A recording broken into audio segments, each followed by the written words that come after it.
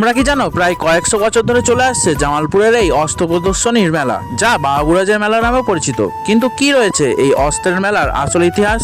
দেখো, কথাই তো আছে বাঙালিদের 12 মাসে 13 পার্বণ। সেরকমই আজকে ছিল বুদ্ধ পূর্ণিমা। আর এই বুদ্ধ পূর্ণিমা উপলক্ষে আমাদের এখানকার জামালপুরের বাবুরাজের কাছে প্রত্যেক বছরই সমস্ত পাটুলির এলাকার লোকেরাই পুজো দিতে যায়। বাচ্চা থেকে বড় সবাই যায় বাবার মাথায় জল ঢালতে। সেরকম এখানেও একটি দল সকাল সকাল বাবার মাথায় জল ঢালতে যাচ্ছিল। একদল লোক খুব ভক্তি ভরে নিজেদের মধ্যে আনন্দ করতে করতে বাবার কাছে পুজো দিতে যাচ্ছিল। আর এখানে একদল ছেলে বাঁক সাজিয়ে কত সুন্দর বাবার কাছে জল ঢালার জন্য যাচ্ছিল। প্রত্যেক বছরই পশ্চিমবঙ্গের বিভিন্ন জেলা থেকে এখানে ভক্তরা বাবার কাছে সামিল হয়।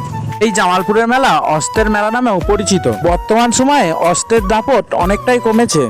কুরুল এছাড়া অনেক রকমের অস্ত্র শস্ত্র নিয়ে ভক্তরা এই বাবুরাজের কাছে সামিল হয়। তাই কয়েকশো বছর ধরে চলে আসছে জামালপুরের এই অস্ত্রের মেলা। লাঠি খেলা থেকে শুরু করে সমস্ত অস্ত্র শস্ত্রের খেলা এখানে সব রকমটাই চলে। কিন্তু এই অস্ত্রের খেলায় কারোর কোনো রকম কোনোদিনও ক্ষতি হয়নি। বলতে পারো এটাই বাবুরাজের মহিমা। পরবর্তী ভিডিওতে তোমাদের এই জামালপুরের মেলা ঘুরে দেখাবো।